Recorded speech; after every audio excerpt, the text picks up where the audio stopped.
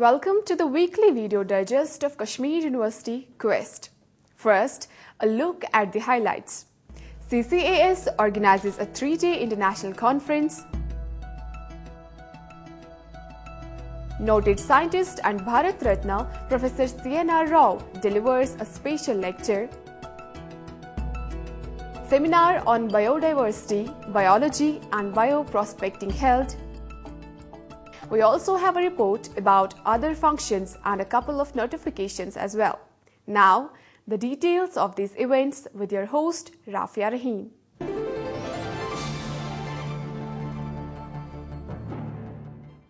The Center of Central Asian Studies, in collaboration with the Bedil International Foundation, New Delhi, organized a 3-day international conference on literary legacy of Indo-Central Asia, Afghanistan and Iran.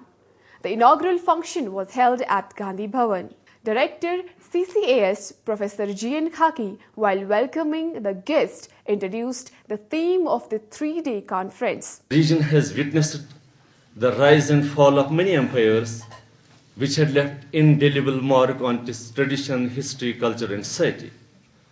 The historical process of cultural interaction and assimilation initiated in the region gave birth to a significant mode of acculturation and enculturation. Being in the neighborhood of advanced nations like China, India and Persia, and having continuous contacts with distant lands through trading activity, Central Asia was both an imbiber of new influences and the visitor of most novel trends. In view of its open frontiers, the region not only initiated military invasions and subsequent cultural fusion, but facilitated a brisk exchange of ideas, scientific knowledge and technological skills. Ex-Chairman PSC and Chairman Bedil International Foundation, Mr. Muhammad Shafi Pandit, presented a brief profile of his organization. Bedil International Foundation has been set up with the objective of spreading the message of love, peace and plurality contained in the poetry of Mirza Abdul Qadir Bedil, whose ancestors were of Central Asian Turco-Mongol descent, but who lived his entire life in India, finally died in Delhi and therefore acquired the appellation of Dehlavi. He is considered a jewel of the tradition of Sufism. One of his oft-repeated verses is "Ikhtilaf-e khalq dar libas uftada ast, varna yak rang khoon dar paikare taus uzagh." Difference amongst people lies in the attire, otherwise the blood of the same color flows through a king and a crow. Minister for Finance, Culture, Labour and Employment, Dr. Hasib Drabu, expressed sadness over the loss of Persian language in Kashmir and termed it as a cultural loss of Kashmiris. I also feel very sad, and I felt very strongly when I was listening to all this, that I had lost a part of my heritage. Not understanding Persian, which my grandfather did, which my uncles did, probably the generation earlier to me, Mr. Pandit's generation, still maintained a certain relationship with Persian. They could understand, they could relate to it. My generation lost it. I think that's a cultural loss. It's not about language. It's about the way we look at ourselves. It's about sensibilities. It's about aesthetics. I think a part of my aesthetic being is today poorer for the loss of a connect with Persian. And I think it's an absolutely imperative thing that this be revived. He stressed the need for reviving cultural heritage and questioned why there is disconnect between ethnicity and culture. Why do we have such heightened sense of ethnicity amid such loss of culture? Ethnicity could have been much more stronger, would have been all the better for it, had it in some ways been rooted in our culture. It would not run the risk of becoming fundamentalism. It would be richer in the sense of how we had come to this position.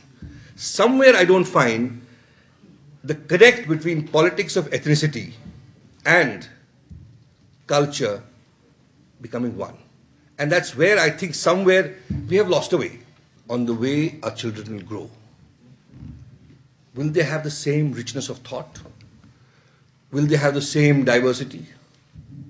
Will there be still the pluralism of that offers?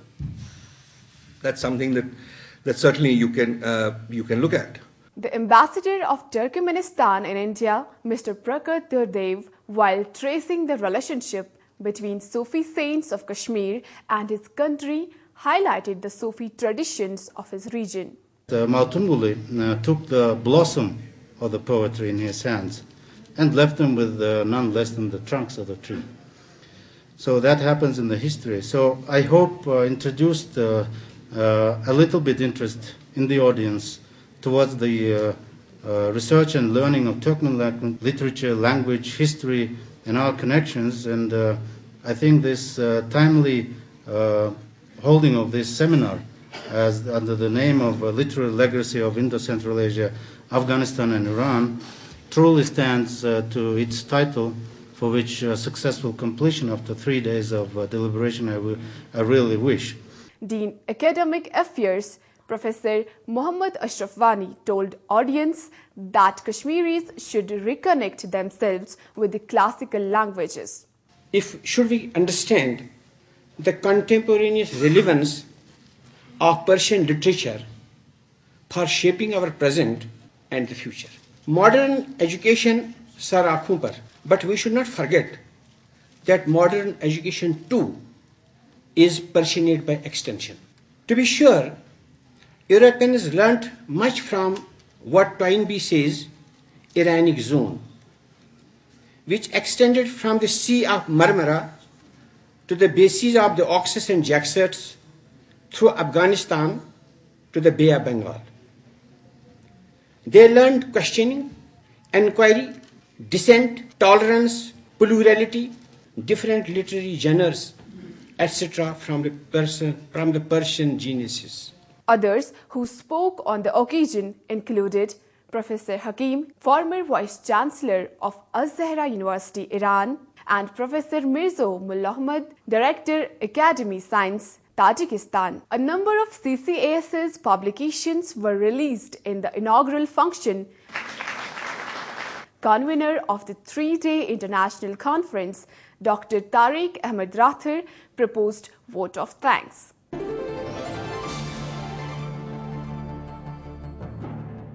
Noted scientist and Bharat Ratna Professor C.N.R. Rao delivered a special lecture at AMMRC Auditorium. The lecture was organized by the Department of Chemistry. He has authored and edited 45 books.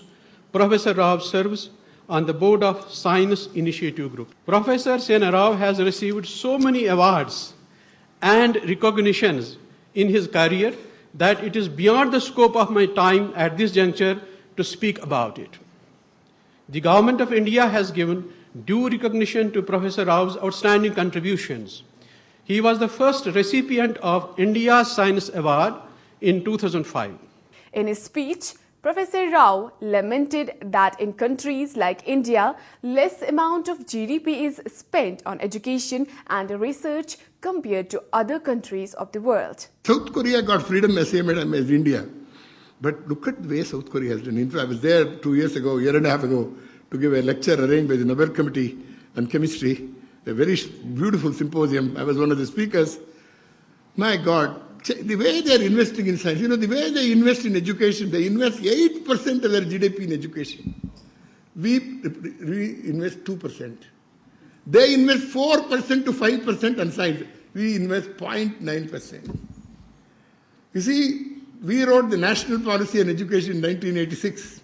In fact, I also contributed to that. Narasimha Rao was then the education minister. And what did it say? Narasimha Rao said, no, we should invest 6% on education. When Narasimha Rao became Prime Minister, I asked Narasimha Rao, what happened to that? Professor Rao, that is different. No, there is no money. It's very difficult. Every Prime Minister finds no money for education. And the present government also has done very badly this year for education.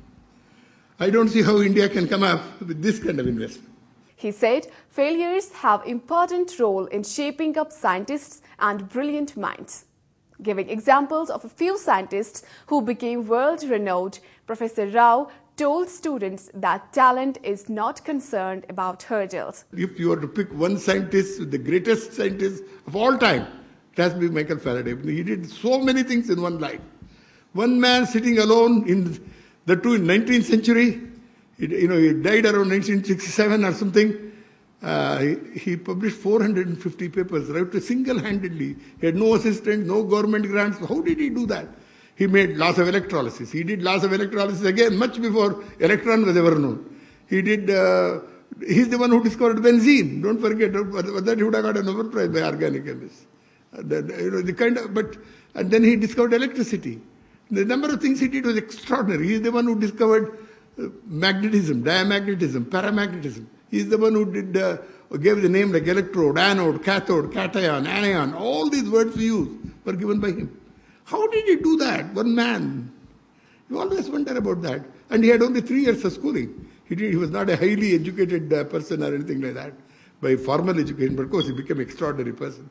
And Michael Faraday's life is something extraordinary. Vice Chancellor Professor Khurshid Iqbal Andrabi also spoke on the occasion. Accepting a Nobel Prize, you name an award, he has backed it.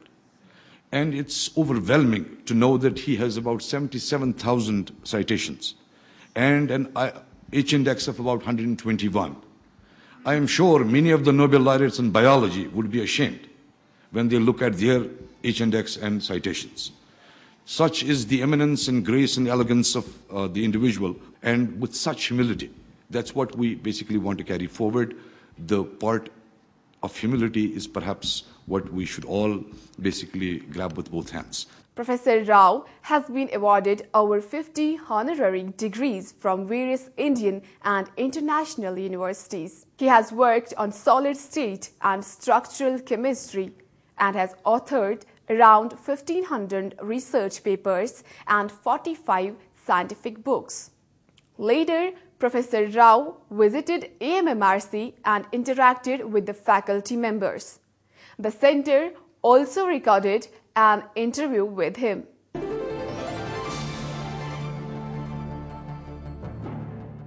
Department of Botany organized a 2-day All India seminar on biodiversity, biology and bioprospecting. The inaugural function was organized in the Gandhi Bhavan auditorium. Head Department of Botany, Professor Irshad Ahmed Nauchu, in his welcome address asked students to think upon involving common man in sustenance of our resources. Ordinarily, we mainly think about becoming either a doctor or an engineer, or sometimes trying to look for other options like taking care of nature, or looking for other probabilities of drafting a career which will fulfill not only my dreams, but help me to play a role in sustenance and maintenance of whatever we are dependent upon. For the last almost now 3-4 decades, everybody is talking about the loss of whatever resources are facilitating our survival. And we have been talking about loss of biodiversity, we've been talking about the global warming, we've been talking about the improper usage of resources which facilitate our survival. These are our themes. We always talk about these. But do we really try to think what could be the contribution of even a layman in helping us to sustain whatever we are dependent upon? Professor Elizabeth Hadley of Stanford University and Professor Mike Eason from University of California, Berkeley presented a few of their works before the students. Once we've damaged the environment or perhaps eliminated the number of individuals in a species, what are the kind of ways that we might be able to rescue the species from the brink of extinction? And I'm going to use 2 examples that are kind of close to your hearts perhaps, or at least they're close to your homes. Species are comprised of populations of individuals. Those populations, each of them, contain genetic diversity, phenotypic diversity, behavioral diversity. The sum total of all of those populations is the species. But we forget sometimes that the populations are what create the species. On the second day, various brainstorming sessions were held with the students and scholars of Kashmir. Professor L.S. Sashidhar of Indian Institute of Science Education and Research told participating students that all funding agencies of India now want to invest in research at college level. We want to change this. Now DBT, DST, all these funding agencies, MHRD, they are now providing funds to start research activity inside the colleges along with the undergraduate students. And the very purpose of setting up ICERs is to actually integrate research and teaching. And ICERs will sort of give you some kind of a model how to do this. And unless it happens in every university, every college, as a country will not be able to develop as a scientific community, a large scientific community, so that we can contribute to knowledge production like any other well-developed countries in the world. Professor Ronald D. Whale from University of California, San Francisco opined that Kashmir has been bestowed with tremendous biodiversity. I think internationally, or just the way whole biology is going in the next several decades, I think there is going to be a move away from model organisms to explore new types of life on the planet. I think that's just an inevitable direction. And Kashmir is very unusual in the world in terms of the extraordinary diversity of animals, plants, fungi, other organisms. So I think it's going to be a potential treasure for biological information. So, a poster exhibition was also organized on the occasion.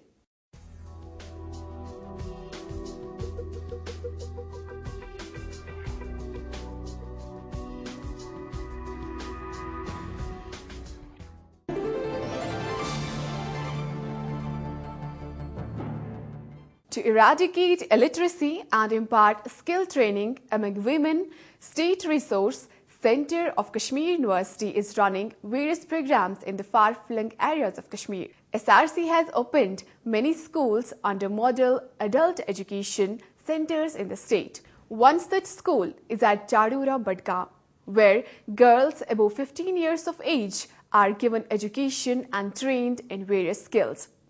This education cum skill training is given to them so that they become self-reliant. The Quest team talked to the coordinators and participants about the model adult education program, and this is what they had to say. Feran te banaun to ferak shalwar te banaun. Munch limit tuta tagan to banawan ch. To magar shu washman parnuk te variya to ye cutting trade hun te variya. Yim chi yasan puri kasab hechun. Ugu pur gus paga ye garas panis maz tagun yim 500-600 rupees divan yim neber kan ke state silai. To yim rupees 600 hekan gasan yim garas maz paga bajtrawan. Pannen rishtadan hin pannen garken bozin pannen maj hin pannen ben hin yim kuta nafa chuman yivan. Así es palo de sonho que zona é, bihachis paran lekhan diet. Así ko panu rozgar pane kamai. Bein has hakon kans per rozan is boj ke malis maj per kans per así ko pane kamai. Agar es pur hicham. Train bano así ko asal per kamai panu rozgar pane. Así hechit vare ke munik tamatam palo suin. Parun सारी खुद ज़्यादा पारनस ऐसे illiterate ऐसे गारस मज़ा आसान कि ऐसे उसने कहीं ते ना मतलब कहीं ते हेचुमत ऐसे इलिटरेट ये और हज़ार ऐसे पोर तात सच यम बनावन ती यहाँ पे ये बच्चे पढ़ाई सीख रहे ये पूरे इलिटरेट है यहाँ पे इनमें से कुछ ऐसे जिन्होंने पढ़ाई बीच में छोड़ी है ज़्यादा से ज़्यादा 5वीं तक इन्होंने पढ़ा उसके बाद कुछ घरेलू वजूहत हुए इनके बीच और उसके बाद हमने यहाँ पे ये सेंटर जब चालू किया है यहाँ पे आए पढ़ने के शौक से या सेंटर तम बच्चे कर्मित एडमिट या कैंचो घरेलू वजूहत तालीम त्रवित सन तो या अनपढ़ तो इन गोच कत ये पर्नावान तो बे कह कार कसब तहना यह बहुत सेंटर चलावान तकरीबन 4-5 रेत तो बहुत बिल्कुल मुतमईन बहुत कम अज कम हफ्तस मज फेर 2 फेर योर करान ये इंस्ट्रक्टर लगित तो बहुत बिल्कुल मुतमईन इन सत बड़ा असल पे centre challan. Now, some important notifications.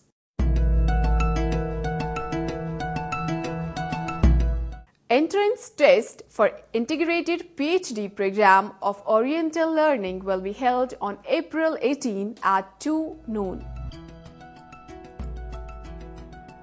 The practical examination of MSc Bioresources Semester 2nd will be held on April 13 in the Botany Department at 10:30 a.m. To know the complete details of these notices, log on to kashmiruniversity.ac.in or kashmiruniversity.net. With this, we come to the end of today's program. Log on to our website emmrckashmir.com to watch the latest episode of The Quest. Send us your suggestions at quest@emmrckashmir.com. Before I take your leave, here are a few words of wisdom. Personalities are not formed by what is heard and said, but by labor and activity.